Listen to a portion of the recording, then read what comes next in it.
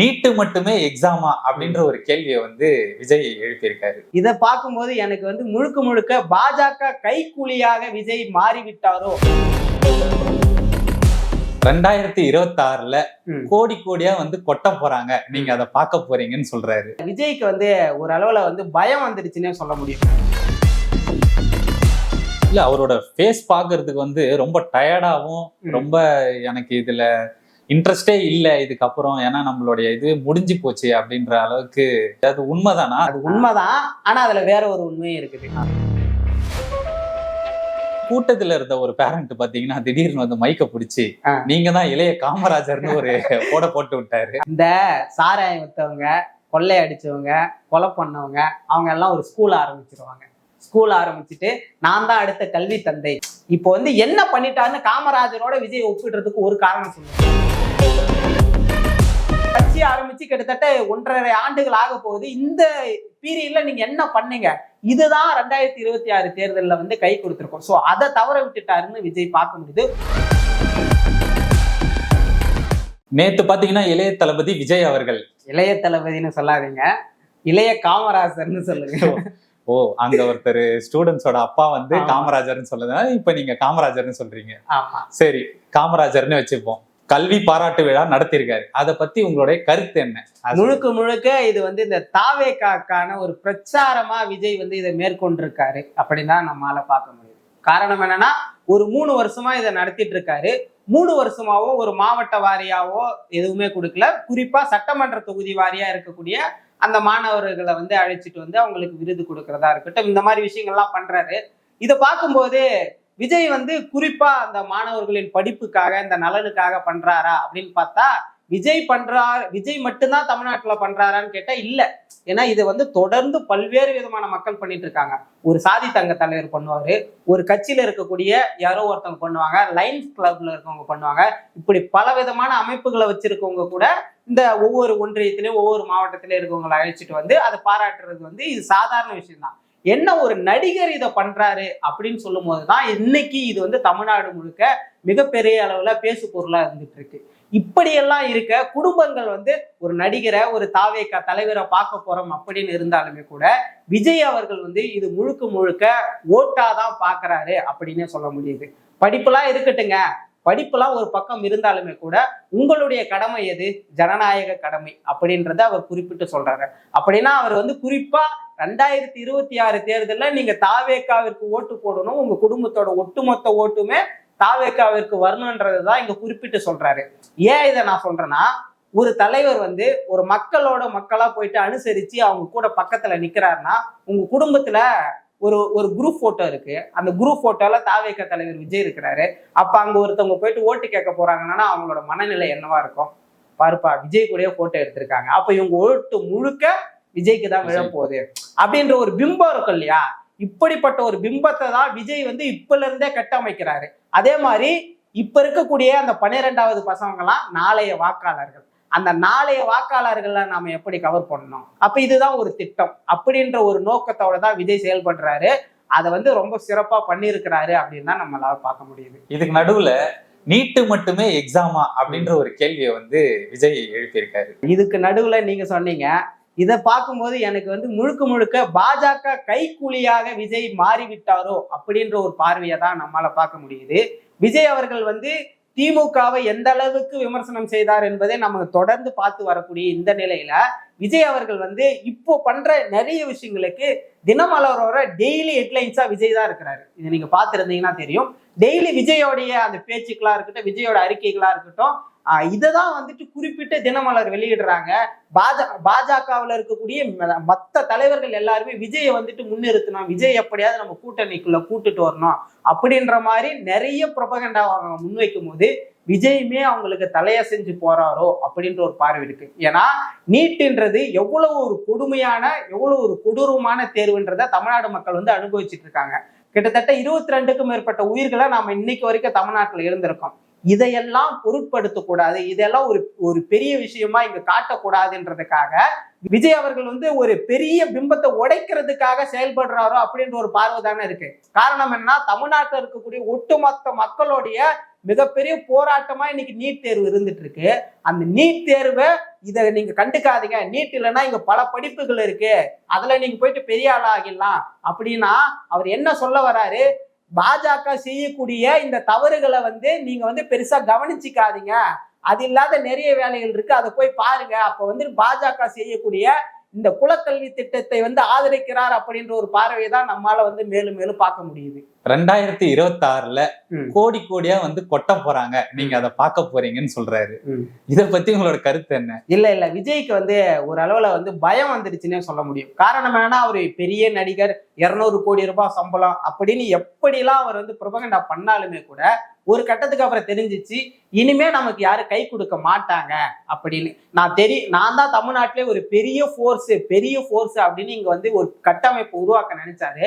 ஆனா அதுக்கெல்லாம் வந்து எடப்பாடி பழனிசாமி அவர்கள் வந்து கொஞ்சம் கூட கை கொடுக்காம இன்னைக்கு போயிட்டு அமித்ஷாவோட கை கோத்துட்டாரு அப்படின்றத நம்ம பார்க்க முடியுது.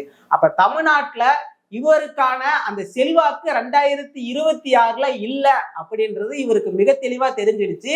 நீங்க நல்லா பார்த்திருப்பீங்க, ஒரு மாசத்துக்கு முன்னாடியோ 2 மாசத்துக்கு முன்னாடியோ விஜய் அவர்கள் பேசின அந்த வீரியம் வந்து இன்னைக்கு வந்து விஜய் அவருடைய பேச்சுல இருந்திருக்காது.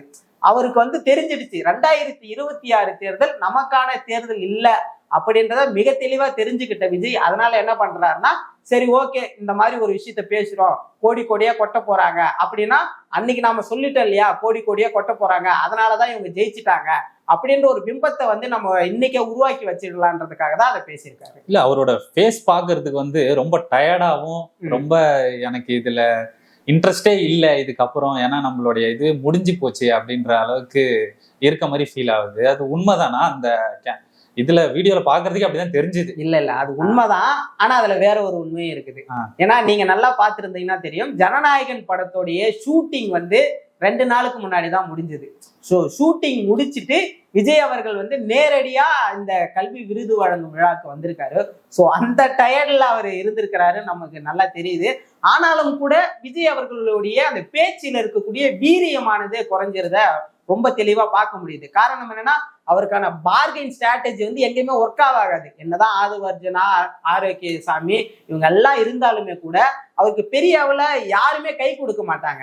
இப்போ நீங்க எவ்வளவுதான் பவர்ஃபுல்லான ஒரு ஆளா இருந்தாலுமே கூட உங்களை வந்துட்டு அரவணைக்கிறதுக்கு யாராவது இருக்கணும்ல. எல்லா கதவுமே மூடப்பட்ட பிறகு உங்களுக்கு வழியே இல்லை அப்படின்றப்போ டயர்ட் ஆகுறதுல பிரச்சனை இல்லை. ஸோ அடுத்த படம் கண்டிப்பா வரும்னு தான் நம்மளால பார்க்க முடியும். அதே மாதிரி நேத்து பேசினதுல பாத்தீங்கன்னா, டிஎம்கேவை பத்தி ஒரு கேள்வி கூட அவர் எழுப்பவும் இல்லை, எதையும் பேசவும் இல்லை. அது எதனால இந்த மாதிரி வந்து அவர் பேசாம விட்டாரு? இது வரைக்கும் நடந்த எல்லா இதுலயும் வந்து அவர் கண்டினியூஸா வந்து டிஎம்கே எதிர்க்கிறதும் இது பண்ணதும் பேசியிருந்தாரு. இந்த வாட்டி பேசினதுல பாத்தீங்கன்னா டிஎம்கேன்ற ஒரு பேரும் அடிப்படையில எதுவுமே படல. எதனால? இல்ல, விஜயோடைய ஒரு உண்மை முகம் வந்து இங்க வெளியே வந்துருச்சு அப்படின்னு தான் நம்மளால பார்க்க முடியுது. காரணம் என்னன்னா, ஒரு கட்சி தலைவர் வந்து உருவாகிறாருன்னா, ஒரு தமிழ்நாட்டுல எண்ணற்ற ஊழல்கள் இருக்கலாம், எண்ணற்ற பிரச்சனைகள் இருக்கலாம், அங்க இருக்கக்கூடிய எல்லா இஷ்யூவை பத்தியும் அவர் பேசி ஆகணும். குறிப்பா திமுகவை பத்தி பேசுறாரு, பாஜகவை பத்தி பேசுறாரு. ஆனா அதிமுகவை பத்தி பேசினதே இல்லை. நீங்க நல்லா பாத்தீங்கன்னா, அதிமுகவால தான் விஜய்க்கு அதிகபட்சமான இடையூறுகள் கொடுக்கப்பட்டது. தொடர்ந்து அவருக்கான படங்கள் எல்லா படத்துக்கும் வந்து இடையூறு கொடுத்தது அதிமுக ஆட்சி காலத்துலதான். அம்மா ஜெயலலிதா அவங்களுடைய காலில் விழுந்துதான் ஒரு படத்தை ரிலீஸ் பண்ணாருன்னு முதற்கொண்டு நீங்க பார்த்திருப்பீங்க. அப்படியெல்லாம் விஜய் அவர்களை வந்து மேலேயே வரக்கூடாதுன்ற அளவுக்கு அதிமுக வந்து தொடர்ந்து அவரை வந்துட்டு மட்டம் தட்டுறதுக்கான எல்லா வேலையும் பார்த்தாங்க. அப்படி இருக்கும்போது இன்னைக்கு வரைக்கும் அதிமுகவை பத்தி ஏதாவது ஒரு விஷயத்துல பெரிய அளவுல எடப்பாடியை பத்தியோ இல்ல ஜெயலலிதாவை பத்தியோ இல்ல எம்ஜிஆரை பத்தி ஏதாவது ஒரு இடத்துல பேசுறாரா? நான் தான் அடுத்த எம்ஜிஆர், அடுத்த அதிமுகவே என்னுடைய கட்சி தான் அப்படின்ற மாதிரிதான் இவர் புரொபகண்டா பண்றாரே தவிர இவர் பெரிய அளவுல வந்துட்டு அதிமுகவை எதிர்க்கல. அப்போ ஒரு அளவுக்கு வந்து இவங்களுக்கு என்ன தமிழ்நாட்டுல இருந்த பிம்பம் என்னன்னா, பரவாயில்லப்ப அதிமுகவை எதிர்க்கல, திமுகவை வந்து ஒழிக்கிறதா இவரோட வேலையா இருக்கு, அப்ப நம்ம ஆதரவு கொடுக்கலாம் அப்படின்னு பார்த்தாங்க. ஆனாலுமே கூட பெரிய அளவுல வந்து இவருடைய எதிர்ப்பானது இங்க தமிழ்நாட்டுல எடுபடலை அப்படின்னு தான் சொல்ல முடியும். ஏன்னா ஆன்டி இன்கம்பன்சி மூலயமா ஒரு ஆட்சி கவர்ந்ததா இந்திய உலக வரலாற்றிலே கிடையாது. காரணம் என்னன்னா, இன்னைக்கு திமுக ஆளும் கட்சியின் மீது பல விமர்சனங்கள் இருக்கலாம்.